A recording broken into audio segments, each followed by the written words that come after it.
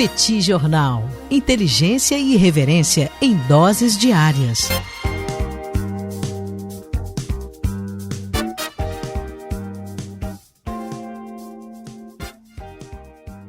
Olá, gente. Bem-vindos, bem-vindas ao Petit Jornal. Esse é o bate-papo número 1065.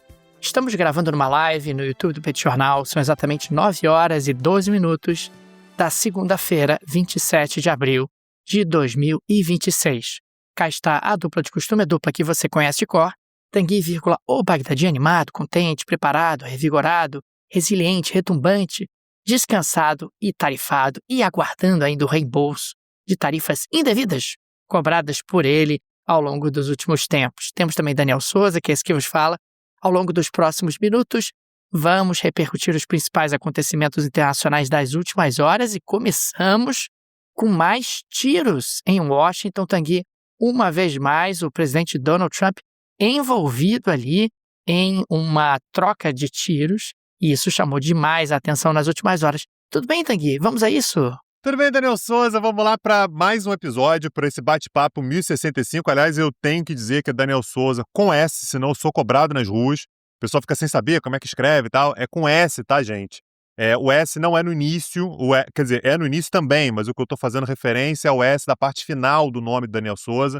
Então seja bem-vindo, Daniel Souza com S. Deixa aqui as boas-vindas a todo mundo que está acompanhando a gente, todo mundo que está se inteirando, né, do que está acontecendo no mundo junto com o Petit Jornal. Agradecemos muito a sua companhia.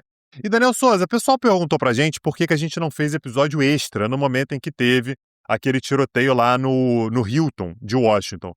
E a nossa resposta para isso é: se toda vez que tiver alguma tentativa de assassinar presidente nos Estados Unidos, algum atentado, tiroteio e tal, a gente for fazer episódio extra, não vai ter final de semana nunca mais, né? Porque isso faz parte, assim, do calendário norte-americano. Isso acontece com grande frequência. Infelizmente, né, os Estados Unidos já tiveram 4 presidentes assassinados, um monte de atentados. Aliás, o Reagan, por exemplo, sofreu um atentado, foi baleado nesse mesmo hotel, né? Enfim, décadas atrás, claro, no início da década de 1980, mas nesse mesmo lugar. E, portanto, a gente teve, né, no último sábado, o jantar da Associação de Correspondentes da Casa Branca, que é um evento que acontece uma vez por ano. É um evento no qual, normalmente, né, os funcionários da Casa Branca, muitas vezes o presidente também, comparecem a um evento com jornalistas que cobrem a presidência dos Estados Unidos, cobrem a Casa Branca. O dado curioso aqui é que foi a primeira vez que Donald Trump participou. Ele não teve presente nesse jantar da Associação de Correspondentes da Casa Branca nenhuma vez no seu primeiro mandato. Teve agora, portanto, pela primeira vez. E durante o evento a gente teve um cenário de pânico pelo fato de que um atirador avançou contra um posto de triagem do serviço secreto no lobby do hotel, né, do Hilton, e ele portava uma espingarda, uma pistola e várias facas. Teve uma troca de tiros com agentes, ele não foi baleado, mas foi dominado. O pânico, naturalmente, tomou conta do evento, e Donald Trump, a primeira-dama Melania, né, e o J.D. Vance, né, o vice-presidente, junto com outras pessoas ali da alta cúpula do governo americano, foram retirados imediatamente, né, uma cena de tensão bastante grande, e depois foram descobrir quem era o cara, um cara chamado Cole Thomas Allen. Ele tem 31 anos, ele é californiano, era um educador com formação em engenharia. Ele fez essa viagem lá da Califórnia de trem, né, exatamente para não ter que passar por detectores de metais, né, em eventuais aeroportos, até Chicago. De Chicago ele foi para Washington. Eu fiz uma conta rápida aqui, Daniel. Essa viagem demora na base aí de umas 70 horas de viagem, né? 40 e tantas horas para você cruzar o país até Chicago, de Chicago até Washington, mais quase 20 horas de viagem. E, portanto, há uma investigação nesse momento para saber como é que isso foi planejado. A princípio, ele foi considerado um lone wolf, né? Um cara que age sozinho, mas querem saber se tem algum tipo de ajuda de mais alguém. Ele deixou um manifesto escrito. Eu dei uma lida no manifesto, né? É um negócio completamente circular ali. Enfim, não tem uma coerência muito grande naquilo que ele está dizendo. É uma grande crítica ao sistema dos Estados Unidos, a quem Donald Trump chamou Donald Trump de pedófilo, de criminoso, de corrupto e tudo. Mas o fato é que a gente teve mais um atentado como esse, né? Lembrando que só com Donald Trump é o terceiro, né? A gente teve aquela tentativa que, ainda durante a campanha, né, atingiu a orelha de Donald Trump. Você teve um outro atentado, se não me engano, no campo de golfe, né, no qual ele estava jogando, e agora esse aqui é o terceiro. Como em qualquer evento desse tipo, Daniel, sempre vão vir as pessoas dizendo que foi uma false flag, né? Ou seja, que na verdade não foi um verdadeiro atentado, que foi ali uma tentativa de aumentar a popularidade do Donald Trump, né? Isso sempre vai aparecer. Se houver algum indício, a gente vai falar aqui, né? A gente vai trazer. Até agora não há nenhum indício concreto, né? Mais sólido que indique nessa direção. Mas o fato é que Donald Trump, obviamente, aproveitou isso politicamente, claro que ele vai fazer isso, para falar que, olha, como é que eu sou diferente, olha como é que estão querendo me matar, porque eu sou diferente e tudo. Eu sou diferente do que as pessoas estão acostumadas a ver. E, claro, ajudou, inclusive, a falar sobre a reforma no salão de baile da Casa Branca. Uma das coisas que ele falou no salão de baile, Daniel trouxe isso aqui na semana passada, é que o salão de baile ele é muito mais seguro. Ele é muito mais seguro, que isso jamais aconteceria. É por isso que eu tenho que fazer aquela reforma de milhões e milhões e milhões e milhões de dólares na Casa Branca para que esse tipo de coisa não aconteça, né? Então, naturalmente, isso vai acabar tendo uma implicação política, ainda mais no momento no qual a gente está se antecipando, né? Nos momentos aí que antecedem as eleições de meio de mandato que vão acontecer no início de novembro nos Estados Unidos, Daniel. Tanguy, no dia de hoje, no dia 27, o Instituto Internacional de Pesquisa da Paz de Estocolmo, o CIPRE, divulgou o seu relatório de gastos militares referentes ao ano de 2025. Os gastos militares, segundo o CIPRE, alcançaram 2,89 trilhões em 2025, é o 11º ano consecutivo de crescimento. A participação no PIB global desses gastos chegou a 2,5%, o nível mais alto desde 2009. E o CIPRE avisou que, considerando, as crises atuais e a tensão geopolítica, esse crescimento provavelmente continuará em 2026 e além de 2026. Estados Unidos, China e Rússia juntos gastaram 1,48 trilhão, 51% do total.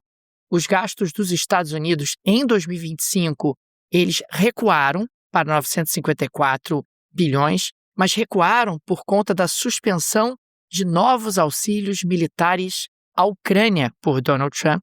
Nos 3 anos anteriores, esse financiamento havia somado 127 bilhões. Agora, claro que a queda americana ela é passageira. Os gastos aprovados para 2026 já alcançaram 1 trilhão de dólares e em 2027 podem alcançar 1,5 trilhão de dólares.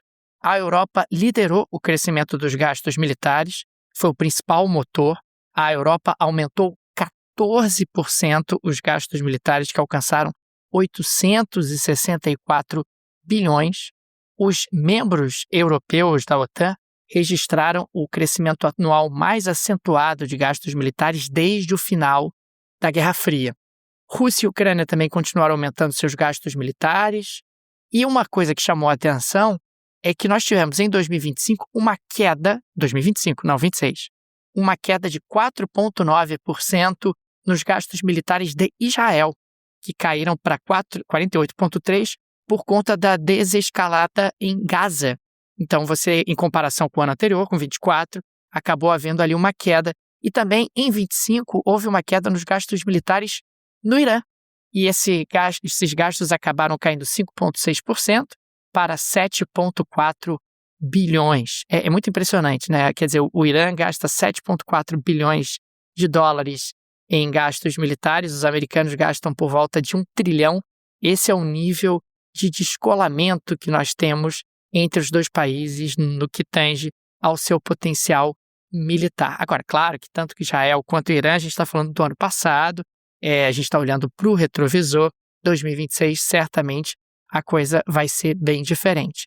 Não é exatamente uma surpresa essa expansão dos gastos que a gente tem observado por aqui, mas não deixa de ser um relatório que tangibiliza o que está acontecendo.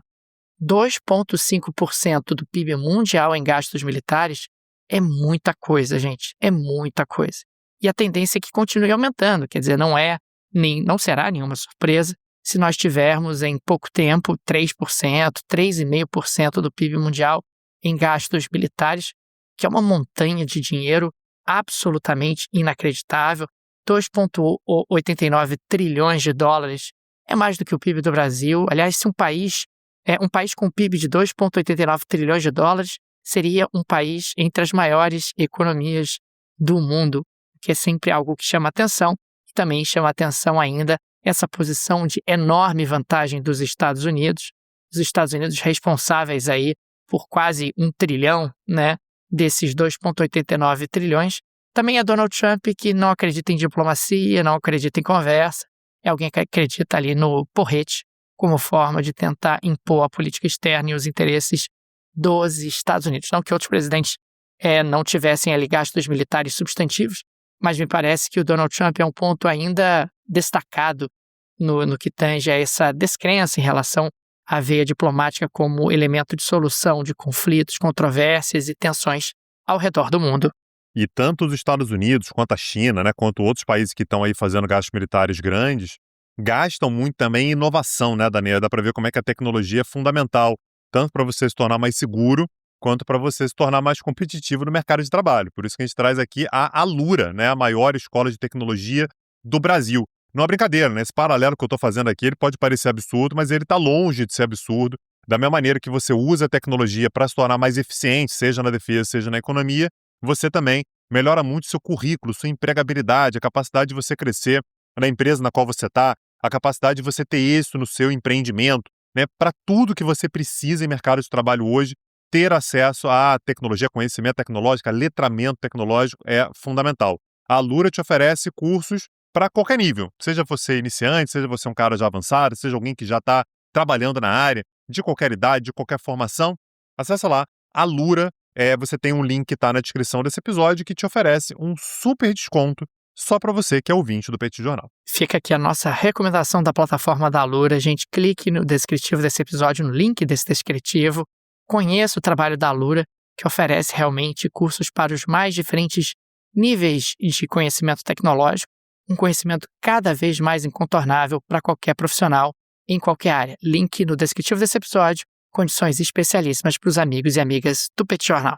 Daniel, como próxima pauta, a gente tem que voltar a falar sobre Hormuz, né, sobre essa crise envolvendo Estados Unidos e Irã. Né? Você acabou de falar sobre os gastos militares, dá para ver como é que a coisa ela pode ir muito longe, né, com o tamanho dos gastos militares que nós temos. Mas o fato é que a gente está, nesse momento agora, numa fase diplomática do conflito, uma tentativa de ver ali se há alguma forma de contornar, enquanto o Estreito de Hormuz está fechado. Me parece até que o pessoal está meio que se acostumando com o Estreito de Hormuz fechado, né, Daniel? Parece que está quase entrando no cálculo, está fechado mesmo, as coisas vão ser mais caras e tal.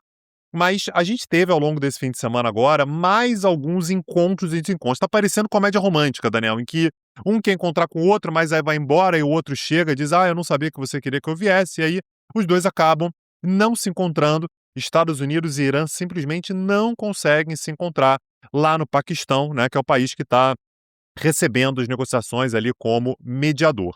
O fato é que você teve a presença do chanceler iraniano, que é o Abbas Araghchi. Ele esteve no Paquistão e havia, portanto, uma expectativa de que ele estava lá esperando a delegação dos Estados Unidos para que finalmente você tivesse algum tipo de negociação. Só que antes dos Estados Unidos chegarem, ele foi embora. Né? Segundo Teherã, a visita do Araghchi, né, a visita do chanceler iraniano ao Paquistão, não era para esperar a delegação dos Estados Unidos, mas sim para conversar com o Paquistão, para tentar alinhar determinados pontos que poderiam levar a uma solução para o impasse. E, portanto, Donald Trump ele vetou o embarque dos negociadores americanos para o Paquistão. O iraniano foi embora, não faz sentido, né, segundo o próprio Donald Trump, a minha equipe pegar um voo de 18 horas, cruzar metade do mundo para chegar lá no Paquistão e os iranianos sequer estarem lá. Então, tanto Jared Kushner, que é o negociador e genro de Donald Trump, quanto Steve Witkoff, que é um cara que o Trump está mandando para tudo quanto é lugar para negociar, não foram para o Paquistão. Né? Então, essa conversa acabou não acontecendo. Aliás, o Araghchi, Daniel, o chanceler iraniano, ele saiu do Paquistão e foi para Omã. Em Omã, ele foi lá para conversar, naturalmente, com um país do Golfo, né? Um país que tem uma importância muito grande quando a gente fala sobre o Estreito de Hormuz. A outra margem do Estreito de Hormuz, né, que não é iraniana, é exatamente Omã. E depois ele foi para a Rússia. Ele está chegando hoje, aliás, nesse momento que a gente está falando aqui, ele está chegando lá na Rússia para conversar com Putin. Né? Então, uma forma ali também de buscar apoio de um ator importante para a região. Né? Enfim, a Rússia, por mais que não seja um país que esteja diretamente no Oriente Médio, é um país importante ali para aquela região. No meio disso tudo, Daniel, claro que a imprensa começa a perguntar para o governo dos Estados Unidos, fala, e aí?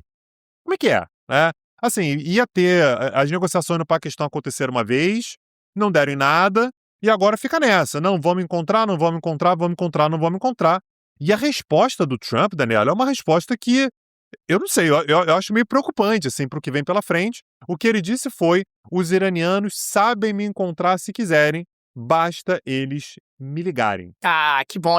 Eles têm o telefone do Trump, Tanguy? É só chamar? Mas de repente tem boa. áudio, se quiser mandar um áudio também pode. É só, tô esperando aí. Isso demonstra a fraqueza do Donald Trump e uma vulnerabilidade daquele homem brabo que ia fazer, que ia acontecer. Agora tá esperando. Tá esperando ligação e tal. Se eles quiserem me ligar, tô aí. E a iniciativa tá toda na mão do Irã. O que o Trump está dizendo é, estou aguardando, tô esperando, vamos Estou ver de aí mãos o que vai atadas. acontecer. É isso, né? Estou de mãos atadas. Nas últimas horas, Daniel, o site da Axios, né, que é um site de informações políticas importante, claro que a gente tem que ver se vai se confirmar, mas ao longo das últimas horas, o site da Axios disse que o Irã propôs reabrir o Estreito de Hormuz e acabar com a guerra. Tem uma lacuna aqui que a gente não sabe como é que isso vai se dar, que é o que significa reabrir o Estreito de Hormuz. Reabrir o Estreito de Hormuz pode ser, gente, seguinte, eu vou tirar as minas, todo mundo vai poder passar, mas tem que continuar me pagando. Ou, não, vai voltar a ser como era antes, livre trânsito, da maneira como sempre foi. A gente não sabe, mas, segundo o site da Axios, o Irã propôs reabrir o Estreito de Hormuz e acabar com a guerra, mas com uma condição. As negociações acerca do programa nuclear ficariam para uma etapa posterior, ou seja, o que os Estados Unidos querem é a gente só acaba com a guerra de forma definitiva. Agora, teoricamente, a gente está num cessar-fogo por tempo indeterminado, mas a guerra está instalada. O que os Estados Unidos dizem é a guerra só vai ser definitivamente encerrada se o Irã fizer um acordo relacionado à questão nuclear para garantir que não vai ter bomba nuclear, que vai parar de enriquecer urânio. O que o Irã está dizendo é, agora não. A gente consegue encerrar a guerra agora, a gente lida com Hormuz e numa segunda etapa a gente fala sobre a questão nuclear. Você sabe o que isso quer dizer, Daniel? Se isso for feito dessa maneira, que é simplesmente você voltar para o estágio original. O estágio original era, o Estreito de Hormuz estava aberto, as negociações acerca da questão nuclear estavam pendentes, e o que o Irã está dizendo é, gente, se vocês quiserem, a gente fica do jeito que estava. O que seria uma humilhação. Aliás, os iranianos, aliás, falaram sobre isso. O Trump está buscando desesperadamente uma saída honrosa para a guerra. Ele precisa encerrar a guerra, ele já viu que não vai conseguir ganhar a guerra da maneira como ele estava esperando, está buscando uma saída honrosa. O que o Irã está fazendo é, olha, Estados Unidos, se você quiser uma saída honrosa, eu te ofereço. A gente abre Hormuz, vamos ter que ver as condições, e a questão nuclear fica para depois. Tô curioso, né, para saber como é que Donald Trump responde a essa proposta. E muito entre nós, Tanguy. Dentro do atual contexto, para o Donald Trump pode ser uma proposta palatável, porque ele pode ali criar algum tipo de justificativa, dizer, não, estamos ainda em negociações para acabar com um acordo nuclear, etc., mas já liberei Hormuz, exatamente como eu havia prometido, já liberei Hormuz. Na prática, o Hormuz volta a estar liberado como estava antes da guerra, eventualmente, mas não deixa de ser ali uma saída para esse problema econômico gravíssimo que se instalou em Hormuz desde o início do conflito. Aliás, Tanguy, saiu nesse final de semana um levantamento que me chamou muito a atenção de relatos dos navios que têm conseguido passar por Hormuz. É óbvio que é uma fração muito pequena de navios que têm conseguido passar, mas alguns têm conseguido. Por exemplo, o petroleiro Acti-A escapou na madrugada de sábado, do último sábado, aproveitando uma breve janela de abertura. Aparentemente, você tem ali alguns momentos de um certo lapso na cobertura do bloqueio e alguns navios acabam conseguindo passar. Você teve a Trafigura, uma empresa que conseguiu retirar um navio de bandeira omanense, o Dalkut, navegando ali rente à costa de Oman e conseguiu também escapar. A Mercúria conseguiu retirar 3 de seus navios do Golfo, mas o CEO da empresa se negou a dizer como. Ele disse que existem várias maneiras para fazer isso, mas que ele não vai contar que maneiras são essas. Um petroleiro com carga da Sokar, do Azerbaijão, passou com segurança também, e já há estimativas aí que conseguiu um lucro enorme. Quem consegue cruzar ganha um dinheirão. Imagina, tem para vender algo que está super escasso. Uma pequena flotilha de navios de cruzeiro da MSC e também da TUI também conseguiu atravessar.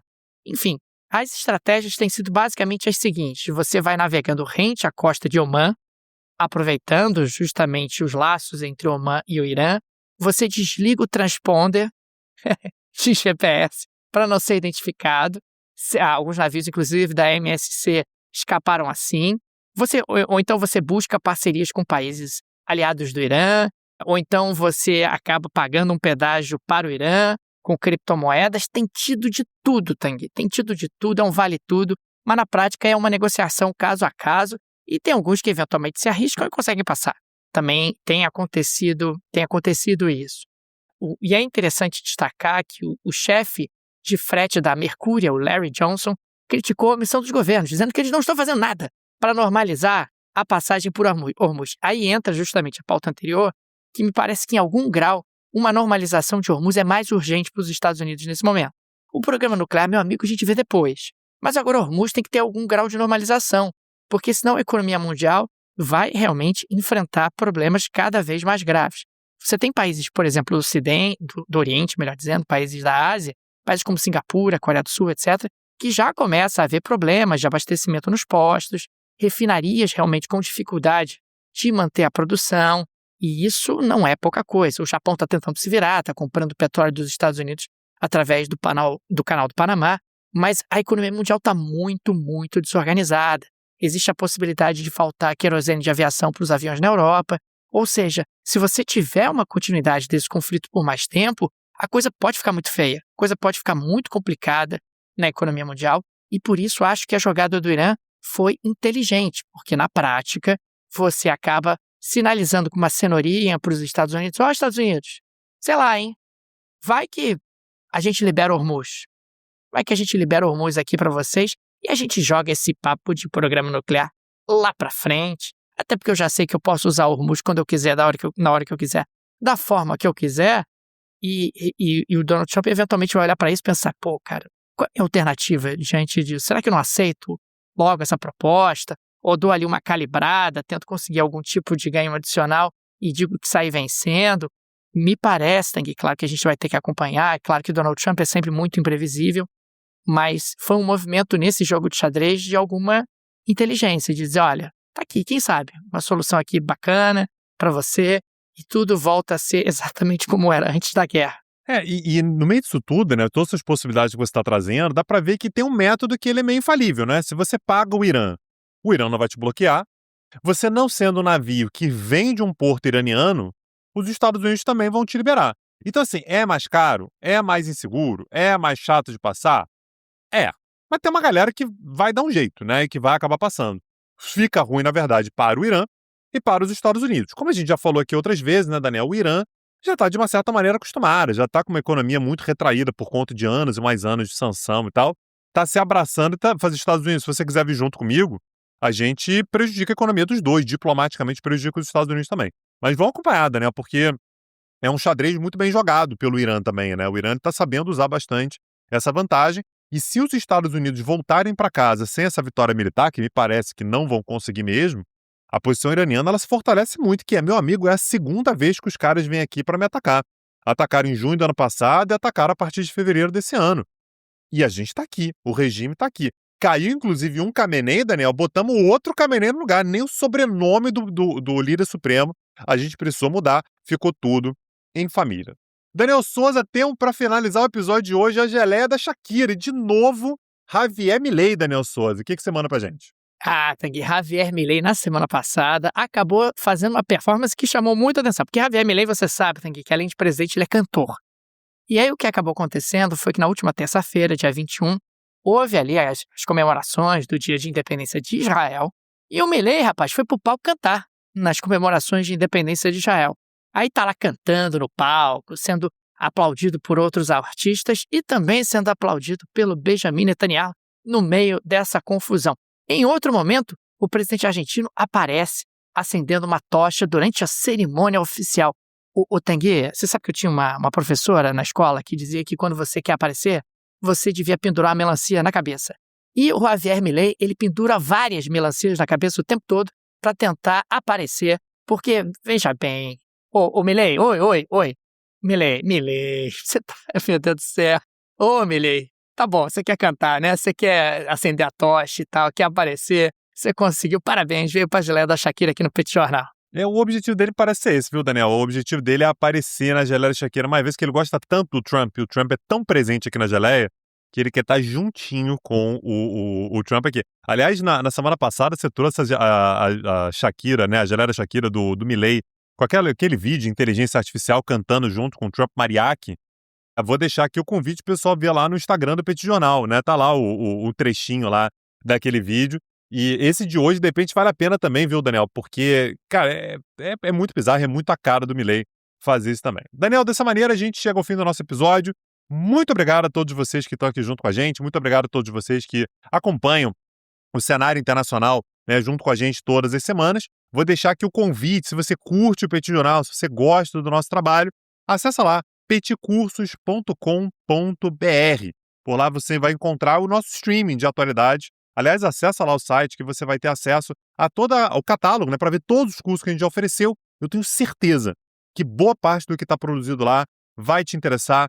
Preço competitivo, discussão de alto nível. Se você se tornar aluno, você pode, inclusive, assistir as aulas ao vivo com interação, né, mandando perguntas lá para a gente ao vivo durante a aula. Acessa lá, petcursos.com.br. Fica aqui também o nosso agradecimento a todos os apoiadores e apoiadoras do Petit Jornal, vocês que ajudam a manter o nosso projeto de pé. Fica nosso carinho, nosso abraço, nosso muito obrigado a cada um de vocês. O Petit é um trabalho bastante artesanal, precisa muito da ajuda de nossos apoiadores e por isso sempre registramos aqui o nosso agradecimento a cada um deles. Fica também o convite, se você gosta do nosso projeto, se ele faz diferença na sua rotina, considere nos apoiar. No descritivo desse episódio tem várias alternativas. Tem a chave Pix, que é uma forma prática e instantânea de apoiar o Petit Jornal. Você pode, inclusive, ativar o Pix recorrente. Tem também o link do Apoia-se, o link do Patreon, que é muito bacana para quem vive no exterior. Tenho certeza que uma dessas alternativas será confortável para você. É isso, Daniel Souza. Nos vemos. Um abraço, até a próxima. Valeu.